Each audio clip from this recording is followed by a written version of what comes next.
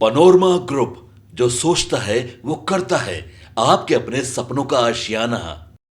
पटना से इस वक्त एक बड़ी और अहम सियासी खबर सामने आ रही है। आपको बता दें कि विकासशील इंसान पार्टी यानी वीआईपी के प्रमुख मुकेश सहनी ने बिहार की राजनीति और एनडीए सरकार पर तीखा हमला बोला है। उनके बयान ने राज्य की सियासत में एक बार फिर हलचल तेज कर दी है।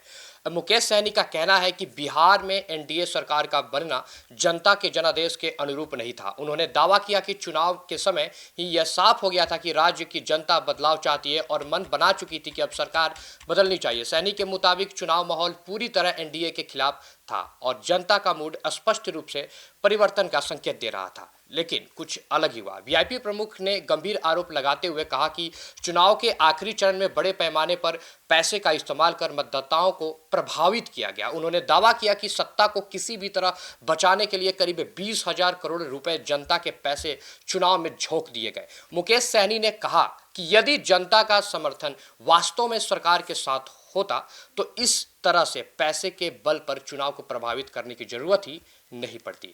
मुकेश सहनी ने सरकार पर दोहरी नीति अपनाने का आरोप भी लगाया। उन्होंने कहा कि चुनाव के दौरान लोगों से पैसे के बदले वोट लिए गए और अब वही सरकार गरीब मतदाताओं और बहनों से 10,000 रुपए की रिटर्न मांग रही है। सहनी ने सवाल उठाया कि जिन महिलाओं को योजनाओं के नाम पर राहत दी गई थी, अब उनसे वसूली क्यों की जा रही है। उन्होंने इसे बेहद दुर्भाग्यपूर्ण और जन विरोधी कदम बताया। वीआईपी प्रमुख ने यह भी कहा कि सरकार गरीब, पिछड़े और वंचित वर्ग के खिलाफ काम कर रही है। उन्होंने आरोप लगाया कि चुनाव के समय पैसा बांटने में सरकार को कोई संकोच नहीं हुआ, लेकिन अब जब सत्ता हाथ में है तो गरीब महिलाओं से पैसे मांगे जा रहे हैं। सहनी ने इसे सत्ता की दोहरी सोच और अवसरवादी राजनीति करार दिया। मुकेश सहनी ने साफ शब्दों में ऐलान किया कि उनकी पार्टी इस मुद्दे पर चुप नहीं बैठेगी। उन्होंने कहा कि आने वाले समय में वीआईपी सड़कों पर उतरेगी और सरकार की नीतियों के खिलाफ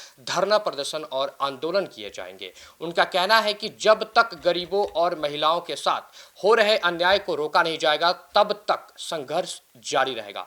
बयान के अंत में मुकेश सहनी ने बिहार की जनता से अपील की। उन्होंने कहा कि अब समय आ गया है कि लोग सच्चाई को समझें और अपने अधिकारों के लिए एकजुट हो, मतलब साथ मिले।